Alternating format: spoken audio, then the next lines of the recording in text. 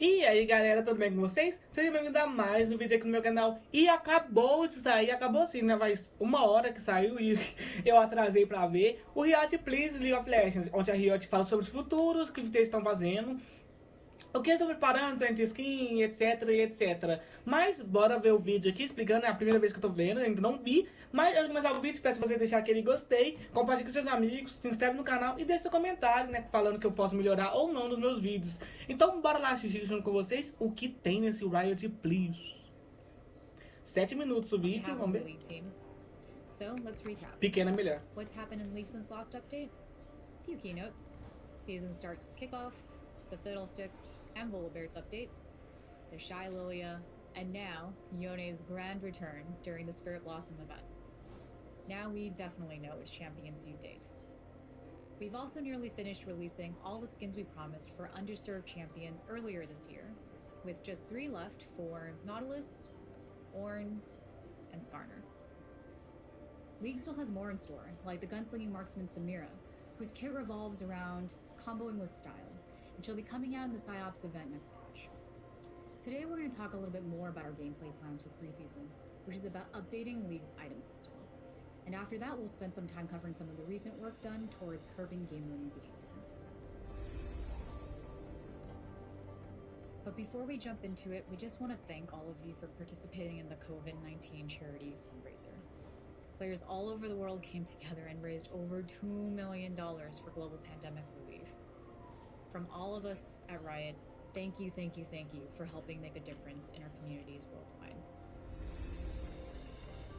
Atualizações de item, vamos ver como vai ficar os Our itens. gameplay plans for Preseason. If you haven't heard, we're working on a complete overhaul to items in League of Legends. We've improved items in chunks over the years, but we've never really had the opportunity to take the time and do a full pass on the whole system at once. So going into the second decade of League, we want to make sure we're improving the foundations the game is built on, and just modernizing them over time so they continue to feel high quality. As a part of the update, we're also going to create a whole brand new shop interface that's easier to use and smarter about the recommendations it makes. The biggest change we're making is the introduction of a new type of item called Mythics. Mythic items are the cornerstone in your builds, with big effects that define your playstyle from game to game. Each Mythic also grants unique bonus stats to your other completed items, so they shape your build even after their initial purchase. You can only wield one Mythic item at a time, so you'll have to make careful strategic choices when deciding which one to build each game. So let's look at the Marksman Ethics. Do you need to survive an Assassin's Burst or keep yourself alive from taking enemy fire? Then Crimson Shield Bow will give you the sustain and defense you need. Or maybe you can trust your team to keep you alive instead of go all in on raw DPS with the new Behemoth Slayer. For the games where you need mobility to dodge incoming threats and reposition to make big plays, Gale Force's Dash might be the tool you need. Beyond Mythics, we're also assessing all 200 items in the current shop to ensure that they have a clear purpose, healthy gameplay, and are satisfying to use. For a lot of League items, they already hit this bar, so you can expect some classic items like Rabadon's Death Cap to remain nearly unchanged. Eu espero muito que eles não mudam o Rabadão mesmo não. We'll Eu amo o keep their Rabadão. core identity intact, but update their design to meet the new standard. For example, Steric's Gauge will be about burst defense still, but tied more clearly to his team fight strength. And in some cases, some items offered effects that were really far off the mark to salvage, overlap too heavily with other options, or whose intended purposes can be better served in other ways. And so we'll be saying goodbye to a portion of the shop, but you can rest assured that those open spots will be put to good use. We'll be creating new items to fill gaps in the current system. Among other things, that means that, yep, we're finally going to be marking items that are specifically designed for AP Bruiser champions, like the Cursed Demon Helm. All in all, you can expect about a third of the items to remain nearly the same, a third to be similar but improved, and a third to be replaced with these new additions. For those of you whose eyes glaze over every time you open the shop, this is the update for you. We're going to completely revamp both the recommended and all item shop pages. We redesigned the recommended items page for players who want a more streamlined shop experience. They want to choose between, say, Frozen Heart, Thornmail, or Randuin's based off the game state, but don't enjoy sifting through the shop to find those options.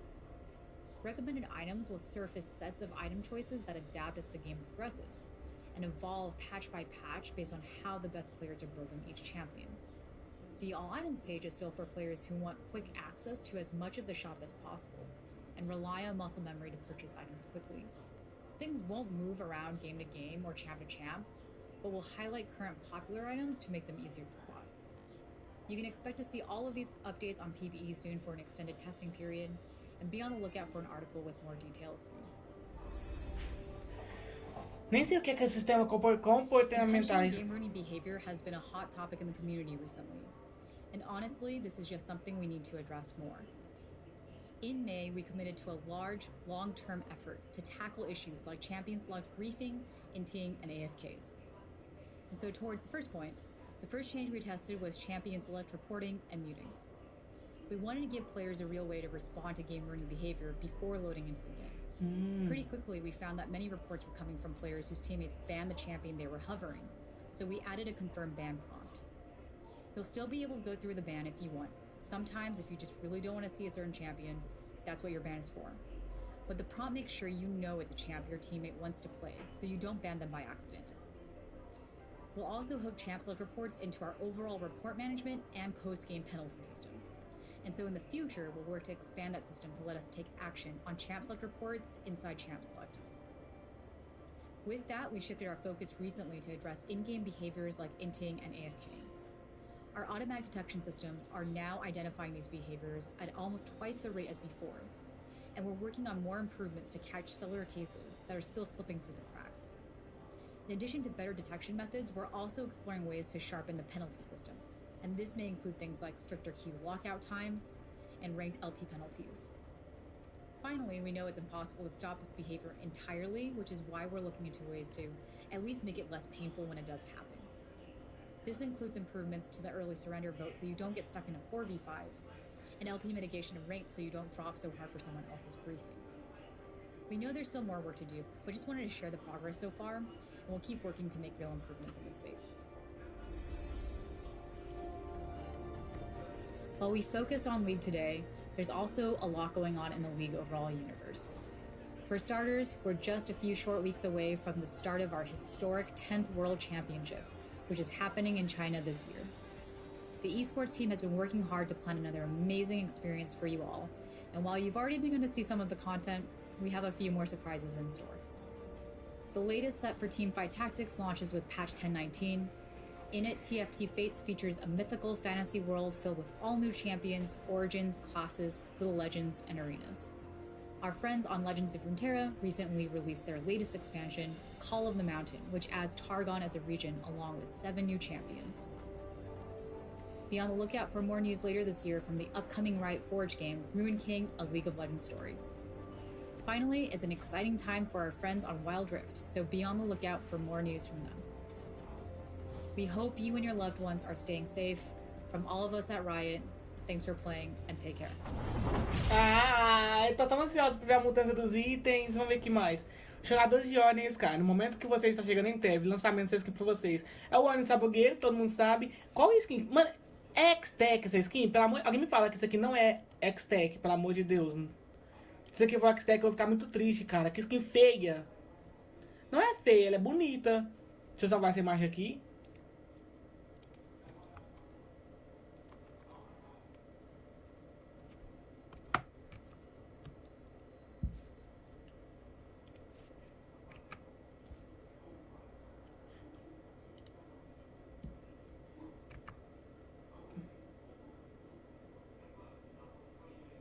Então é isso, gente. Esse foi o vídeo. Eu espero muito que essa skin do Skarner não seja skin X-Tech, velho. Mas eu acho que é.